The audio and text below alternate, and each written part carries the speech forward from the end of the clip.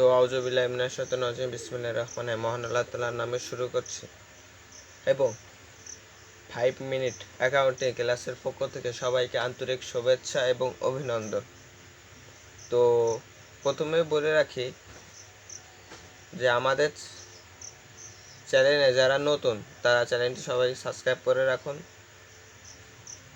তো আজকের বিষয়ের মূল বিষয় যে বিষয়টি আলোচনা করব সেটা হচ্ছে হিসাব বই সমূহের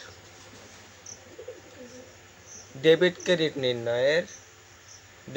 নির্ণয় করা হয়ে গেছে, কিন্তু ডেবিট ক্রেডিট নির্ণয় করার সময় লেনদেন কোন লেনদেন ডেবিট ভাউচার না ক্রেডিট ভাউচার এটা বুঝবেন কি করে।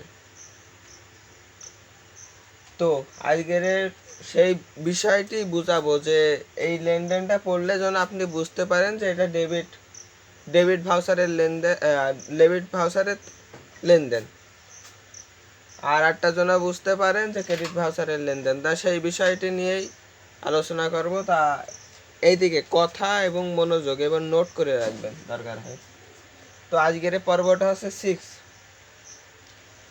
তো আপনাদের এই পর্যন্ত 6টা পর্ব হয়েছে, সেগুলো হচ্ছে চালান, cash memo, debit voucher, credit voucher আর ডেবিট ক্রেডিট নির্ণয় কিভাবে করতে হয়।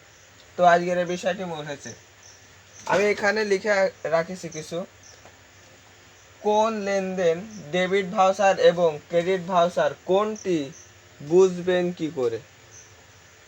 তো আমি এখানে রেখে দিছি রাকিবের কাছ থেকে 10 টাকা দরে 20 কেজি ডাল ক্রয় করলো এবং বিক্রয় করলো। তো এবার এখানে কোনটা ডেবিট ভাউচার এটা বুঝবেন কিভাবে, যে আমি রাকিবের কাছ থেকে 10 টাকা দরে 20 কেজি ডাল ক্রয় করলো। এখানে একটা জিনিস, ক্রয় করলে কি হয়, ব্যয়। ক্রয় করলে কি হয়, ব্যয় কি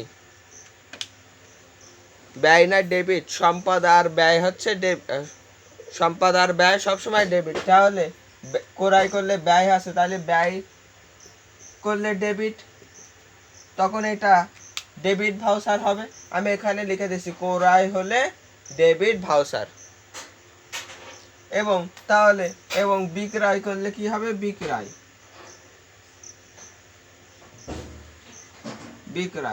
সমান কি, আয়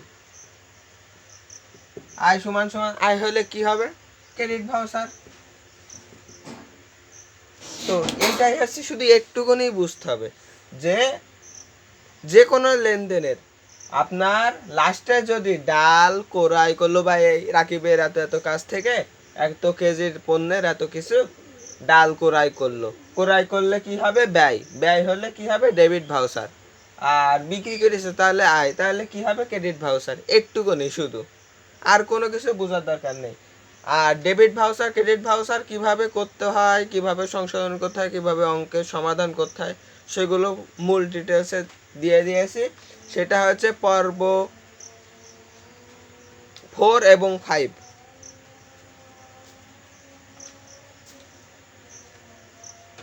তো এই জায়গায় ডেবিট ভাউচার ক্রেডিট ভাউচার করলাম, তা বুঝলাম কিভাবে কোনটা হবে ডেবিট ভাউচার কোনটা হবে ক্রেডিট ভাউচার। তা আমি এইটা বুঝালাম কিসের জন্য, আপনার প্রশ্নে দু একটা প্রশ্ন আছে যে গ বা ঘয়ে পড়তে পারে যে এত তারিখের একটা ডেবিট ভাউচার তৈরি করো, আবার এত তারিখের একটা ক্রেডিট ভাউচার তৈরি করো। তো ওইটা যদি না বলা থাকে, শুধু যদি বলা থাকে যে একটা ডেবিট ভাউচার তৈরি করো, আপনি কিভাবে বুঝবেন একটা ডেবিট ভাউচার তৈরি করো? দুটো লেনদেন বা অধিকাংশ লেনদেন আছে যে ডেবিট ভাউচার শুধু তৈরি করতে বলেছে, তাহলে কিভাবে করবেন?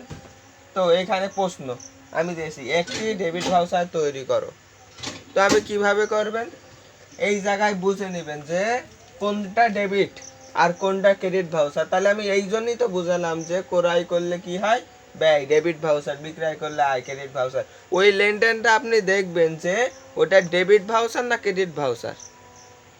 ওইটা ডেবিট ভাউচার না ক্রেডিট ভাউচার সেই হিসেবে আপনি ওই লেনদেনটা করবেন। এই কিন্তু একটা ভাউচার তৈরি করতে বলেছে না, আপনার ওই লেনদেনটা হয়তো ডেবিট ভাউচার, তাহলে ডেবিট ভাউচারটাই করবেন। আর যদি ওই লেনদেনে যদি ব্যয় থাকে, আয় আছে, তাহলে ক্রেডিট ভাউচারটাই করবেন। শুধু একটুকুই সিম্পল, আর কোনো কিছুই না। তো আজকের ভিডিওটি এই পর্যন্তই, এবং এরপরে পর্ব নম্বর 27 আসবে ডেবিট নোট আর ক্রেডিট নোট। এই বিষয়ে ভিডিও পেতে চ্যানেলটি সাবস্ক্রাইব করে রাখুন, আমাদের পাশে থাকুন। আমি যতটুক পারি ততটুক দেওয়ার চেষ্টা করছি। আর একটা মানুষের সব সময় কিন্তু সব জিনিসই হয় এমন না, কিন্তু সবারই কম বেশ ভুল ত্রুটি থাকে বা অনেক কিছুই থাকে। সবাই যে জ্ঞানের পাহাড় তারও না, যে জ্ঞানের পাহাড় তারও হালকা হলেও জ্ঞান কম আছে। যেটা আমি জানি সেটা তুমি জানো না, এইটাই হচ্ছে মেন বিষয়। তো সাবস্ক্রাইব, লাইক, শেয়ার করে দিবেন সবাই। তো এই বিষয়গুলো বুঝে নেবেন।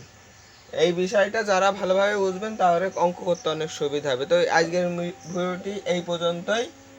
তো আমি এই হিসাব বইসমূহের অধ্যায়টা পুরো কমপ্লিট করে দেব।